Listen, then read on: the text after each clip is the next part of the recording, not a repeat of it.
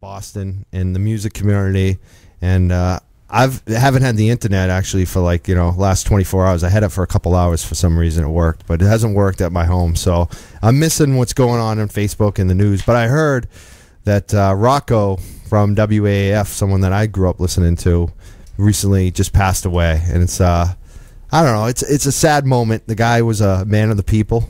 I always liked Rocco. Carmelita was friends with him, and it's another loss. And it's just it's a tough thing to go through. And the band, he was all about the local bands and the local people and the local businesses, and he really was there for people. And one of the acts that he really promoted, and something happened with that band, was Godsmack. So we're gonna listen to some Godsmack for Rocco, for all of his friends and family, for everyone that is feeling that loss today. It's what do we have? Voodoo? We have Voodoo. And then we'll come back with NJWeedman on unregularradio.com. Unregularradio.com. You're listening to Two Hotheads on Cannabis with Mike Cann and Heather Mack, only on unregularradio.com. We're back on the Two Hotheads on Cannabis. We just got a big instant feedback from Carmelita, listening on her iPhone. That's our producer, our boss. She said, our inspiration. Yeah, our inspiration, too. Yeah, she definitely our drive. Rocco was responsible for leaving pot seeds behind on the backstairs of our radio station back in the 90s. The sweetest bad boy ever. We all got nasty management chronos because of Rocco's seeds. And that's Carmelita from WAAF talking about Rocco, who just passed away. We played the song Voodoo from Godsmack, and she was talking about how Rocco was a bad boy. He used to smoke the weed, and he got in trouble at AAF, and everyone else had to hear about it for months because Rocco was smoking too much pot at the AAF studio. Yeah. All right. And now on the phone, who do we have on the phone? We got the New Jersey Weedman over here. Yeah, we have Ed Forchion. Is that his official name? Is that the official name? Well, let's find out. I want to find out. That's my... Ed Forchion is on the phone, the New Jersey Weedman. Hey, Ed, hello. Oh, hey, how's it going there? Good. Did you hear Heather's first question for you before we even got done introducing you? I heard about your struggle with changing your name, and I wanted to know if it ever was successful. Are you officially known legally as the NJWeedman.com? No. You're not? No. Fascists. Two separate courts. Two separate courts said no. What do you mean? They won't let you change your name? That's right. What was their stated... That's how far the war on drugs has gotten. Wow. I'll tell you, in New Jersey, they said no because they said that I was trying to brand myself with this criminal name. They said criminal name?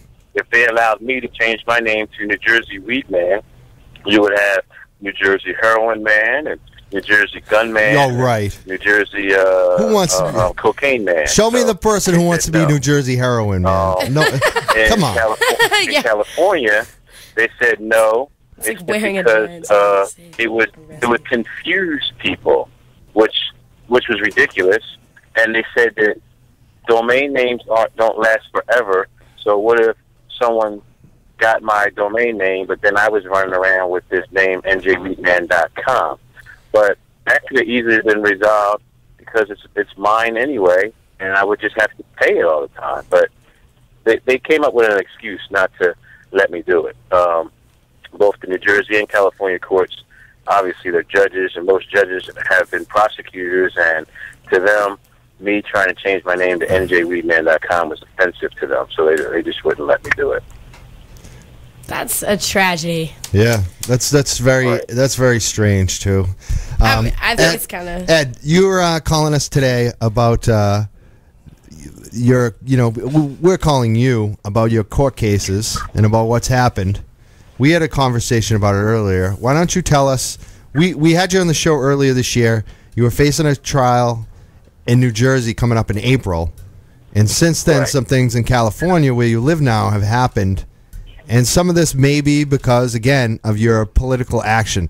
They're calling you this and that, but it's really about your political free speech. Haven't you almost been too successful at free speech?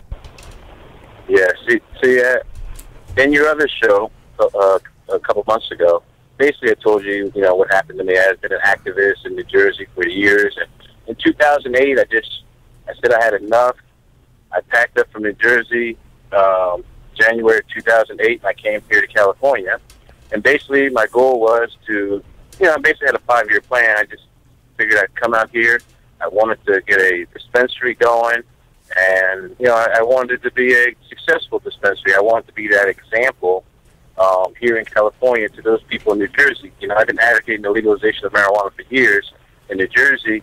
And, New Jersey authorities always act like the sky's going to fall down if they do that. Like marijuana is the gateway to all chaos. So I came out to California, and I definitely, using the internet, constantly promoted how, things are doing well here. I ended up with a dispensary on Hollywood Boulevard in Hollywood, like really just literally a couple hundred yards from the beginning of the Walk of the Stars. I had celebrities come through my shop plenty of times. I had, I basically became a success story. My little 5-year plan actually was successful at 3 years, I was in the middle of actually obtaining a second dispensary. I had some grow operations that were starting to really pay off.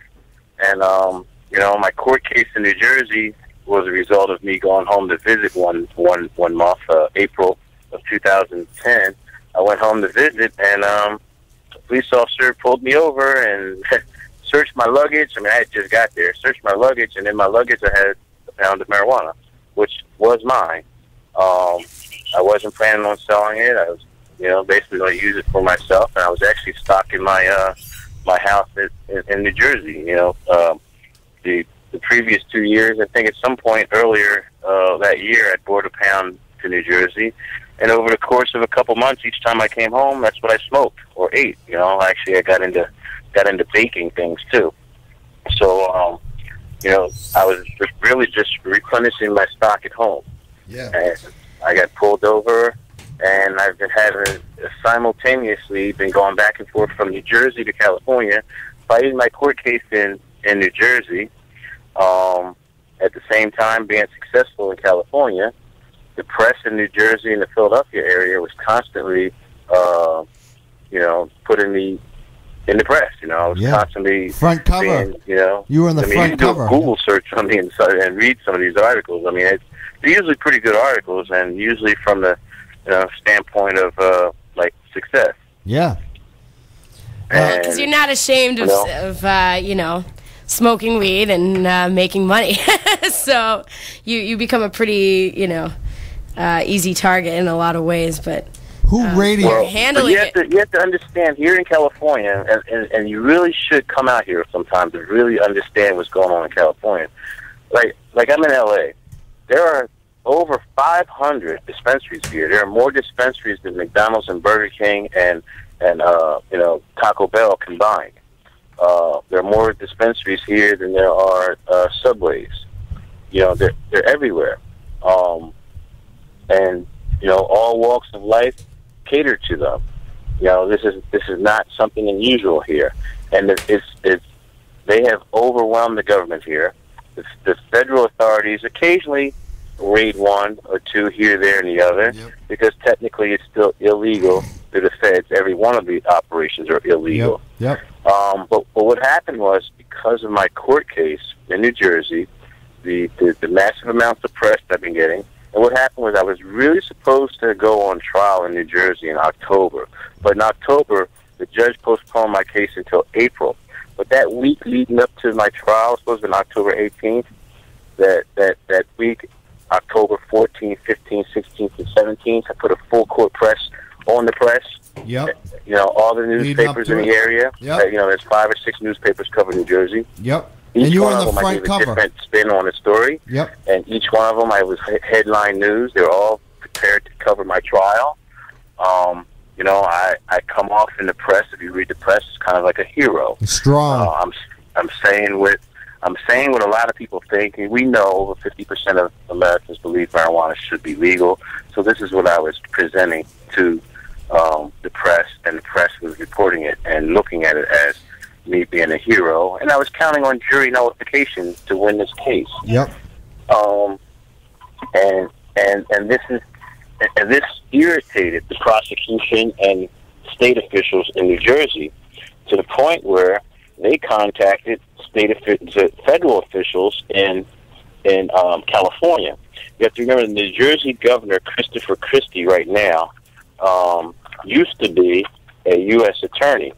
So his colleagues here in L.A., the U.S. attorney's office here, they contacted them, like, do something about this guy. And they did. On December the 13th, the U.S. Attorney's Office, the L.A. U.S. Attorney's Office, utilizing the DEA, came to my shop, basically raided it, stole everything from me, stole all my money, stole all my marijuana, went to my bank accounts, basically screwed up my bank accounts, went to my home, stole the marijuana that I had stored away there. They took all the documents I had, all my computers, my phones, my cameras, videos. I mean, I was in the course of trying to make a movie. Actually, since I've been here, I've been in a couple of documentaries, and I was filming documentaries. I have all kinds of video. They took everything to hurt me that they could, and they actually did a good job, because for a couple weeks I was like destitute. You know, yeah. I had nothing, and I'm trying to come back. It's really like on a personal level. I'm just personally trying to come back right now. I did recently put out a press release that I was, since it's obvious that this all happened to me, to the Liberty Bell Temple, because of me, because of my publicity, because sure. of who I am. I mean, let's put it this way, Ed. Resigned from the corporation, which is the Liberty Bell Temple, which is what the temple was under, so I resigned from that. I saw that you had resigned, and it is out there. The question about the attorney generals. Do you think the attorneys for the U.S. government? Do you think it really came from there, or are you just speculating? Because I'm wondering about this. Positive. Do you feel like the DEA agent? Yeah, and I'll even give you his name. DEA agent Patrick Kelly. He's in charge of the task force here. He basically told me. I can almost quote it, but I can definitely summarize it. He basically told him that he has a list of dispensaries and collectives that he goes through, and he systematically arrests or causes chaos to the big ones. Because there are huge ones out here, and the ones making a lot of money. Those are the ones he targets.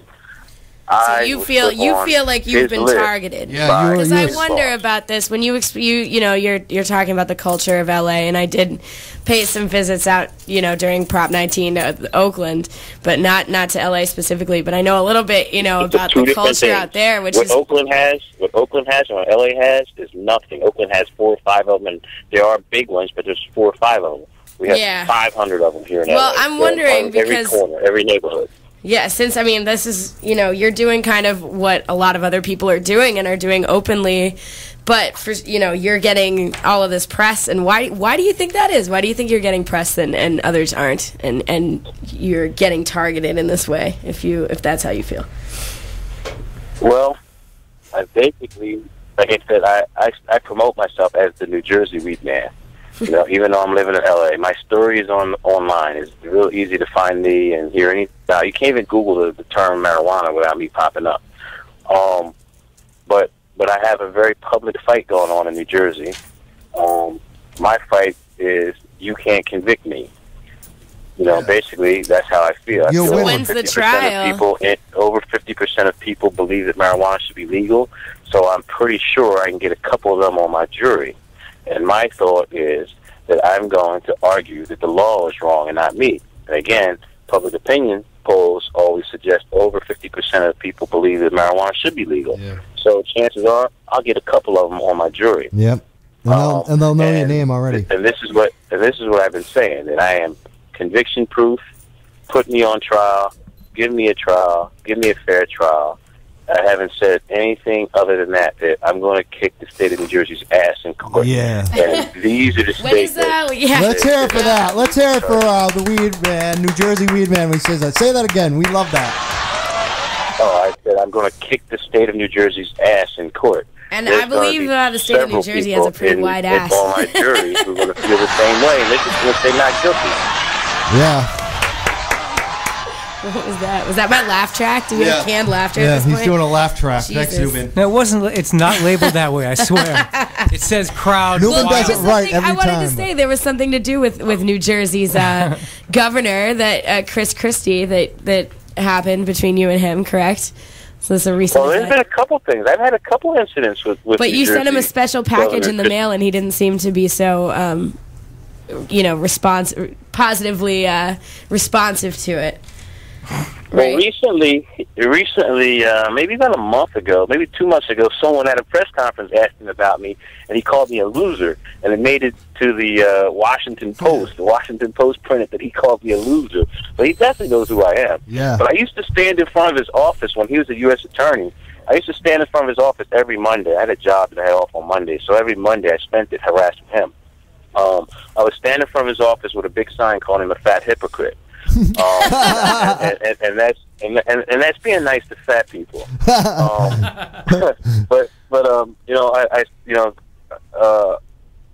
Christopher Christie, always campaigns as a law and order guy, a guy who's down on protecting the Constitution and all that. Which is fine and good. I did my time in the Army. If you ever look at me, I'm always talking about the Constitution. Yep. I believe in free speech, this, that, and the other. But in 2003, I ran into my parole officer. Acted like I didn't have a right to free speech, that since I was convicted of a marijuana crime, I shouldn't be allowed to talk about marijuana no more. And he kept on threatening to put me in jail. Yep. I went to the FBI, and I told the FBI, there was a state official who was trying to put me in jail, or is threatening to put me in jail for talking about marijuana. And I said that that's a criminal violation of my right to free speech, for him to threaten to put me in jail for it. The FBI agent that I gave the report to, he agreed. He thought so too, but he said it was up to his bosses at the U.S. Attorney's Office. So he mailed it to them or sent it to them, and I decided to go there, and I begged and pleaded for someone to let me talk to Christopher Christie, who was the U.S. Attorney at the time. I didn't get to talk to him specifically, but I talked to a gentleman who was right in his office. They really wanted to know what I had to say. And I told him this whole story. I wrote a complaint again, and again, the person who took my statement really thought that this was a criminal act. Well, a couple weeks later, the state official in New Jersey did put me in jail. I spent 5 months in jail. Eventually, I filed a federal writ of habeas corpus, and a federal judge out of Camden, New Jersey, named Judge Irenas, I-R-E-N-A-S, was a hero, and he ordered the state of New Jersey to release me. At the time, there was a federal writ of habeas corpus. Very few habeas corpus are even heard, let alone the defendant winning. So I actually won. Yeah. And several law journals actually wrote about it. And not because I was the weed man or about marijuana. It was the fact that this criminal in New Jersey was in the criminal court, filed a federal writ of habeas corpus, and a federal judge interceded in the state case and ordered the state to release this guy, me. And that's why it made a lot of press at that time. But either way, I got released. But what the federal judge at the time told me, because I was trying to, not only was I arguing that I should be released, but these state officials who put me here in jail like this should be put in jail also, for this crime that they committed. Yeah. The judge agreed. The judge agreed from the bench, but he said he didn't have the power to do it. The only one who had the power to do it was the U.S. Attorney's Office. So again, Christopher Christie at the time. Yep. So I go back to Christopher Christie's office again, and I complain that once again, these state officials threatened to put me in jail. They did put me in jail. I spent 5 months in jail, and now I want to file criminal charges against them. Yeah. So I filed the complaint, and then it came back from Christopher Christie's office that they had declined to press charges against these state officials. So that's when I started my campaign of, he's a fat hypocrite. Send and I was you. stood in front of his office. And guess what happened? Every time I showed up, he had me arrested. Yeah. So 3 or 4 times. How many times have you been arrested in the state of New Jersey? For standing in front of Christopher Christie's office calling him a fat hypocrite. And I was passing out flyers explaining that whole little story I just told you. I had it on a 2-page flyer that I passed out to anybody who would grab it. Yep. I was in a public place, nothing illegal about what I was doing, but each time I protested Christopher Christie, he had me thrown in jail. How many times was that? 4 times. Wow. 4 weeks in a row. One week it was twice. So this guy's a. You know what? I'm gonna call him. Come after me. You're a pussy, Christopher Christie. You're using the law unconstitutionally. That's free speech. What you're doing is completely wrong. If you have a problem, Chris Christie, with something New Jersey Weedman is saying about you, take it to a civil court or take it to the court yourself. But having someone arrested for handing out a pamphlet on the street? Yeah, and I was in a public area on a public street, and they would arrest me and drag me into the building, his building. I didn't even want to be in that building. And and I don't know if you ever been arrested by someone who's trying to send you a message. Most cops, when they're arresting you, they're just doing their job. They put your handcuffs on you, they bring you to the car, and throw you in the car, and that's the end of it. But then there's those other cops. They'll bang your head against the door, they'll squeeze you in the car and all that. Well, these officers who arrested me at Christopher Christie's office, when they carried me in the building, because I went limp when they said I was under arrest. They put handcuffs on my legs and on my feet, carried me, hogtied into the building. I bumped into every door. I bumped into the screener, the thing at the door where they check you for weapons. I got banged into that. When I went into the elevator, they took me to the very back of the elevator, so I smashed my head against the back of the elevator. And then when the door closed, they just dropped me to the floor. Oh. And then when the door opened, they just picked me up again. Yeah. And it hurt my arm, hurt my leg, hurt everything.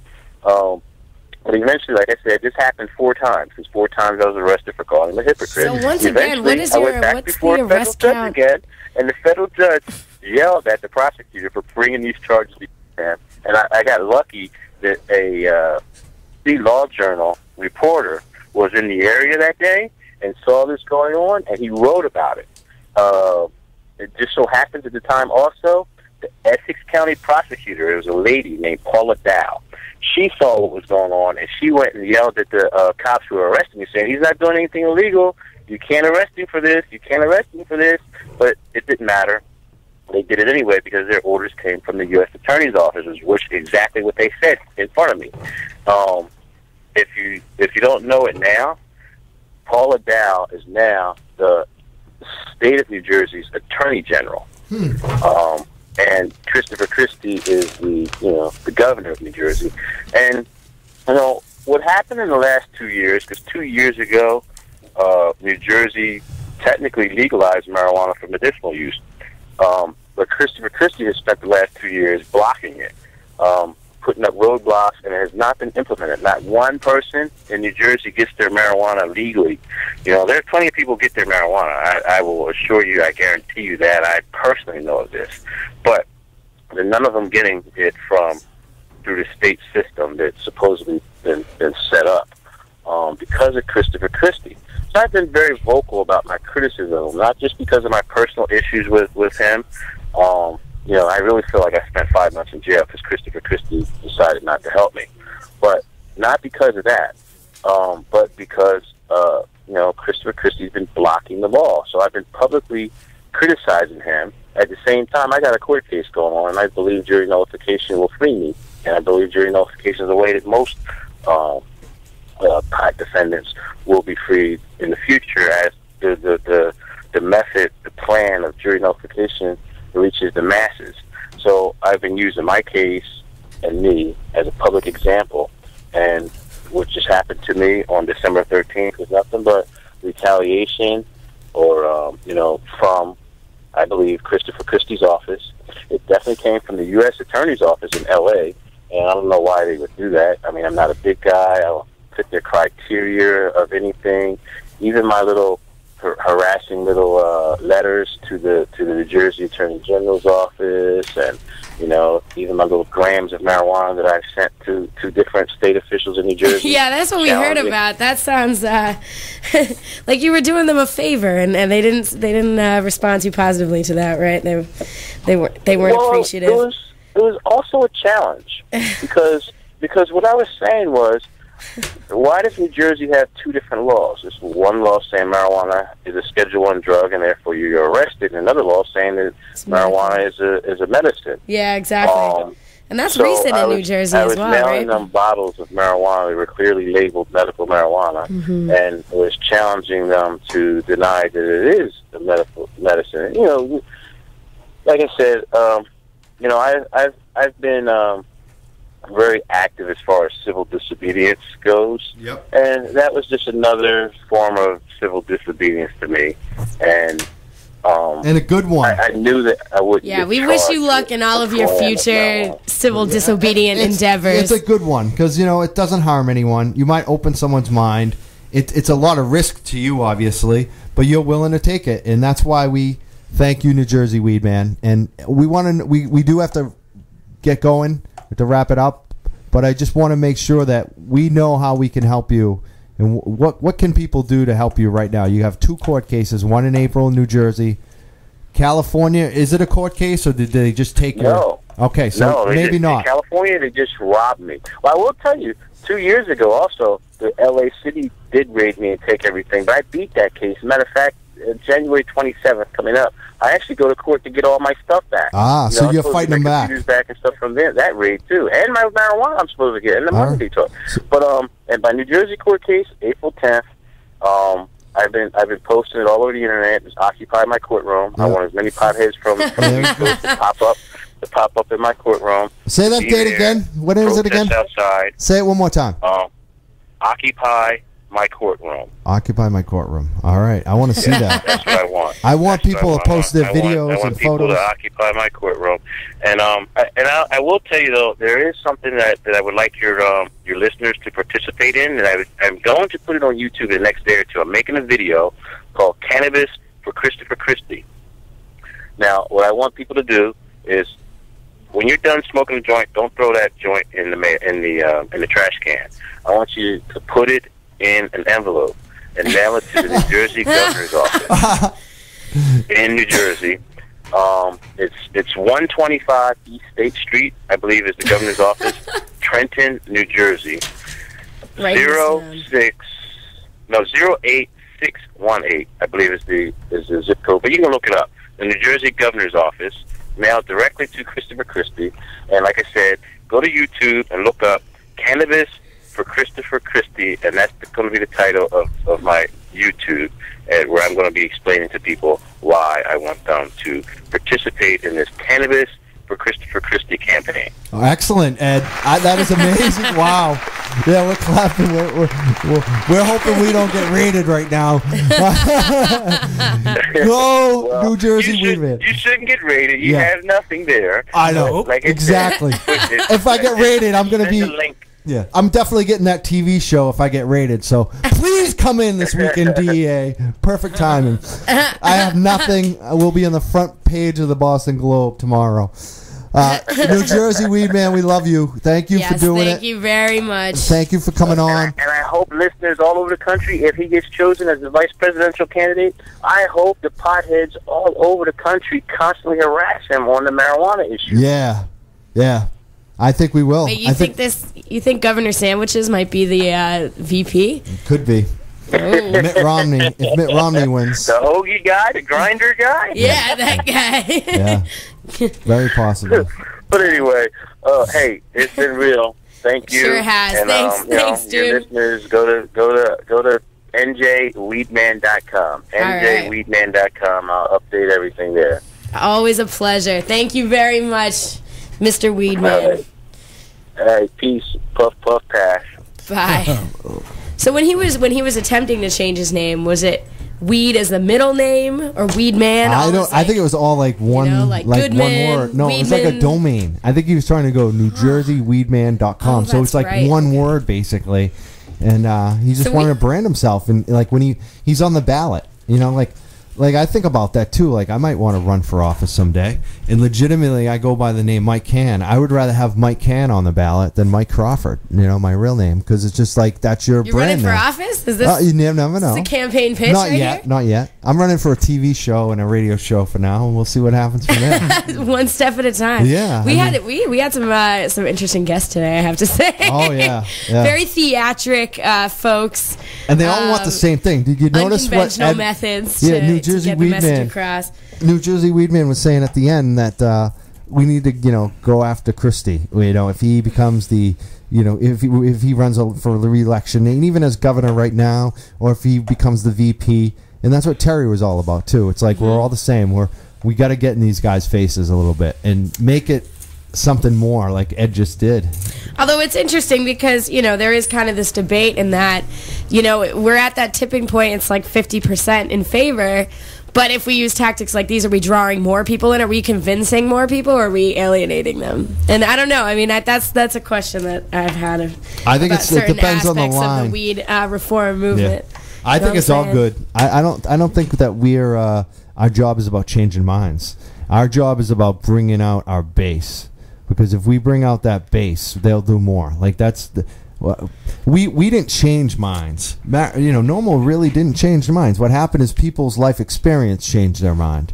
They had what happened is seeing their relatives get sent to jail for weed possession, or seeing other and seeing people getting sick and realizing that typical and use of it. Like in the 60s and 70s, people started using it for like mass broad base use. And when you look back on that, there was all these other things that came out, the harder drugs. And so it scared people away. Sometimes in the 80s, there was a little bit of a dip in drug use and marijuana use. And it got a bad name, marijuana. It was lumped in with everything else. And I think over the generations, what you see is when the baby boomers had their first kid, that was around the 80s. And that's when they got a little more conservative. And when we do polling, the people in their early 30s are actually the ones that are least likely to support us. The older people and the younger people generally support us the most. And it's because when you have your first child, you're very strict and you're worried about that child's life. But when that child becomes an adult, and that person, if you have 3 children, one of them is probably going to be a successful person and use cannabis. And you might have used cannabis with them after 2 or 3 generations. That's what always happens. I think parents are strict for as long as you're living with them, and then as soon as you move out, they want to smoke weed with you all the time. Yeah, and that's which where I'm we're not at. complaining about. That's where we're at. We have 2, sometimes 3 generations of people who are adults that use it together. The tide is turning.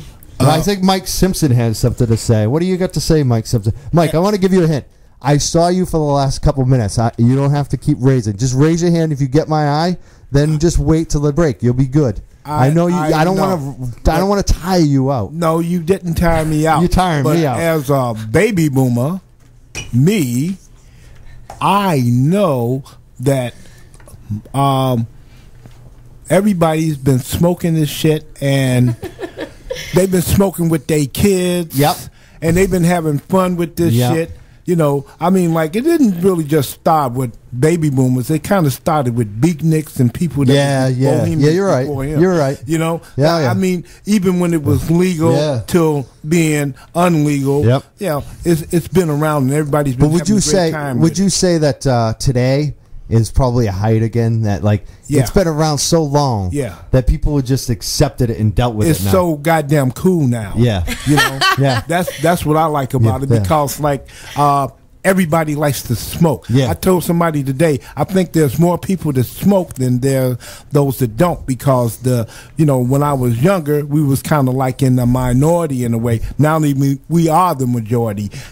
I've been halfway around the world. People smoke everywhere. Yeah. They're never going to stop. And even the ones that don't accept it, their friends that do. Yeah. So we've come a long way, guys. Yeah, we have come a long way. So I want to introduce this next song with my man over here, Bill Brasky, and we've been making some new music, Dusty Records. 2012. Fuck the Mayans. Fuck the Mayans mixtape coming soon. What calendar? You really sound convincing as one of those, like, I don't know. Right? We sound like convincing hip-hop stars right here. No, basically, we have some new music. We have a new song that I tried to play last week. I really want to play it. So, I mean, I think it's worth acknowledging that we have some wildly varied musical taste in this room right here. Oh, yeah. Like, every song ever we clash on. Well, that's what we do, though. That's what weed does to So you. we figured it out. No, you know what? This is my problem. I hate weed music. Like, I really, really do. I hate weed music. I hate weed, like, completely weed-centric music. To me, it's, like, one-dimensional. It's stupid. It's cheesy. Whatever. And it's an excuse because it's like, all right, your music doesn't really sound that good. But if you throw some weed in it has to be, you know what? I'm not naming names. Yeah, you know, I'm going to admit to, I gotta at least say, though, if you do weed music, you better do it really fucking good because of what she said. Like, and that's the truth. You know what I mean? Like, there's so much shitty weed music. There's a lot of like shitty weed. Yeah. You get it all over the place, unfortunately. Not me, of course. But, we're playing. Sorry. Yo, I dug the Godsmack. Seriously, my finger just went click and then it played. I know, we all kind of jammed out to Godsmack. I used to listen to Rocco when I was in elementary school. Did he do the top 9 at night? I think so. Yeah. He did. Yeah, I did. I used to try to call in when I was like in 3rd grade. I think that's how Godsmack did it. Yo, my 3rd grade teacher was Hillman's wife. Remember Greg Hill? How was she? She was hot. Yo, she's hot. You Greg Hill. I had a crush on Your my 3rd grade teacher? The true confessions are coming out. Did she have some good hills? Oh my God. Whoa. What? She could be listening. Nobody, no. Good hills. No. Oh my mind. Yeah, are you listening, Mrs. Hill? Call in. They're not listening. Who knows? That missed connection in 3rd grade might have might need to be consummated. All right, I don't know what I'm saying. So music. What's this song about? The song. The song is called White Privilege, and it caused a bit of controversy when we first wrote it. Some kids were like confused, thought we were a white supremacist. So I just want to assure all of you guys that is not the case. I'm a sarcastic motherfucking rapper, and my verse, you'll listen to it. Why don't you decide? Yeah. I'm not gonna make any judgments.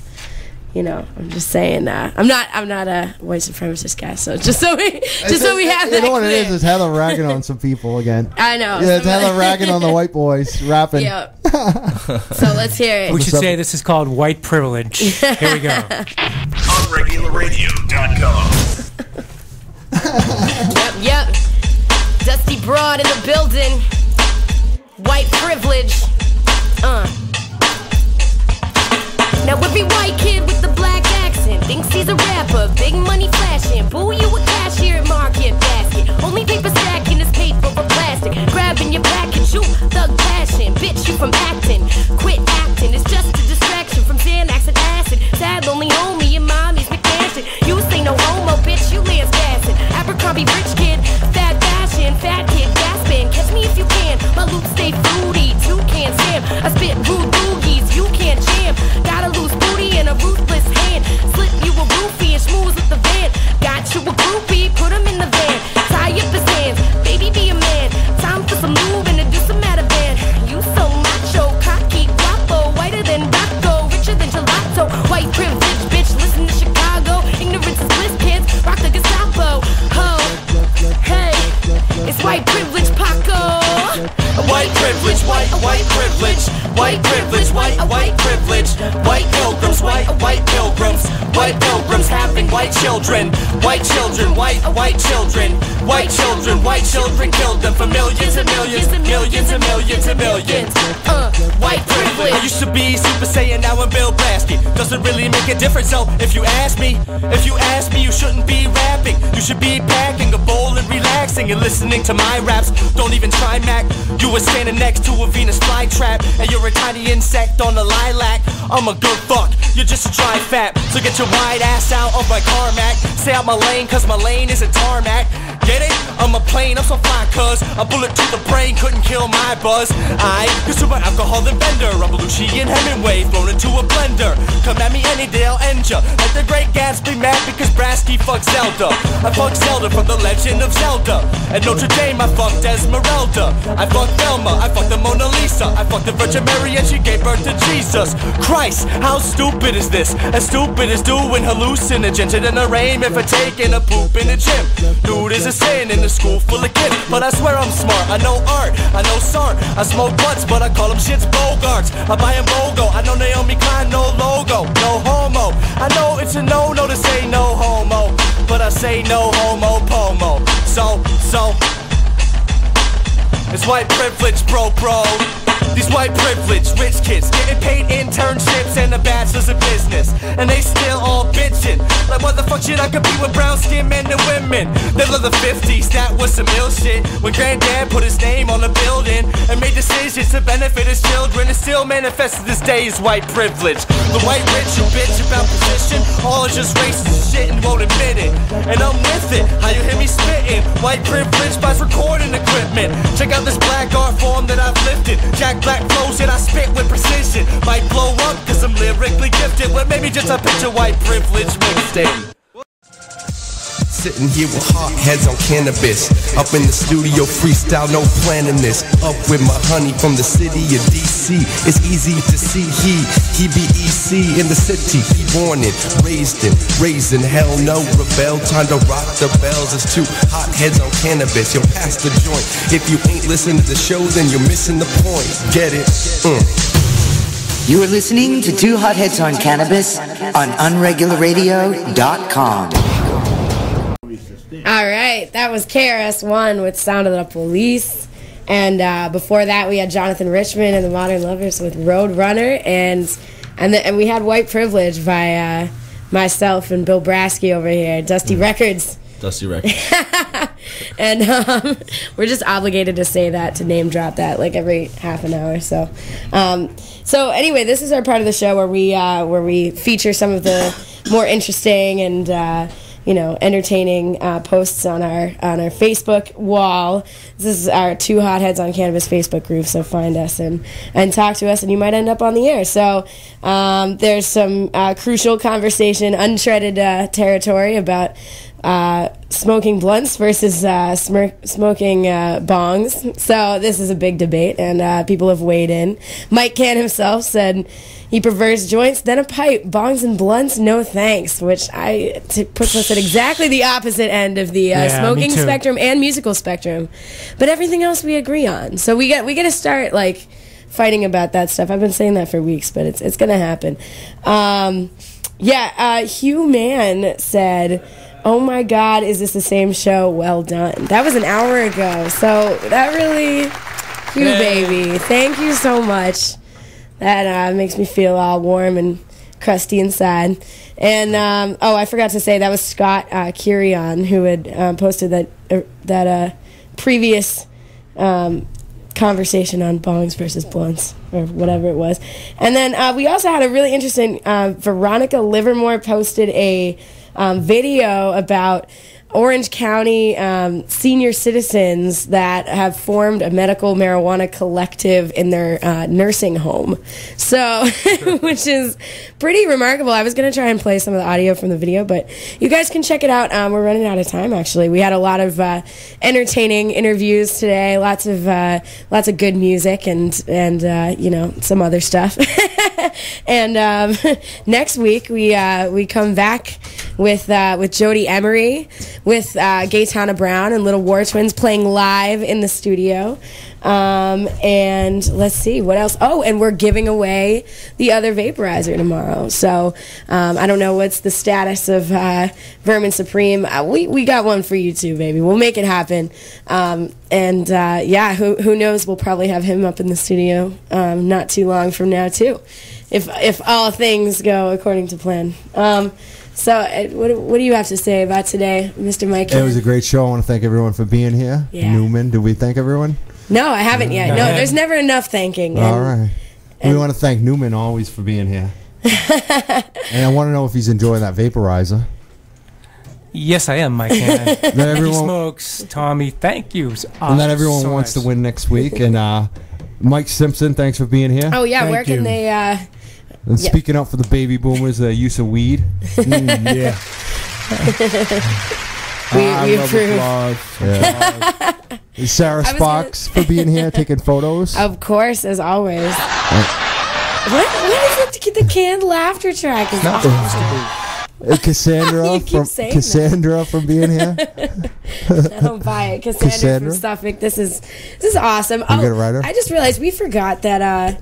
Oh yeah, I know. I forgot that that we didn't give the website where people can go to submit their entry to win the vaporizer next week. And send us reasons why you want to win it. Why you want it. So as you can tell, I'm partial to raps and poetry, sonnets, love notes. Yeah. To me and or my Cann. So please send them to freemassmedia.com. I know my friend over here, Bill Brasky, I'm already coaching him. He's going to put his in. Can I just verbally... Yeah, you could spill the beans, Bill Brodsky. Definitely. Why do you want that paper? I don't have anything prepared. I just want to say weed is great. And, I just really, I want the thing. So give it to me. I like the honesty. Wow. Props to That's all right. No, I'm gonna do like a real entry probably eventually, like later on. I'm sorry. I'm gonna procrastinate entering for a vaporizer. Oh, you can't win it. No, I know. I'm talking about him. I'll send you my resume. Yeah, he'll send a resume and a cover letter. Everybody wants it. So we are really I'm especially excited to have but I Gaetana next week on the show. Oh my god. This is going to be so great. It's going to be wonderful. She's a friend of mine who's always been amazing, and she's doing remarkable things, and she's just a wonderfully positive, empowering lady, and there's going to be a lot of love making in the studio next week, so make sure to be there. And we're going to end today with one of Little War Twins' songs. This is Moxie Toxic. So thank you guys once again on Regular Radio. 2 Hotheads on Cannabis. I'm Heather Mack. Mike Cann. We'll see you next week. You're listening to UnregularRadio.com, Boston's best online radio.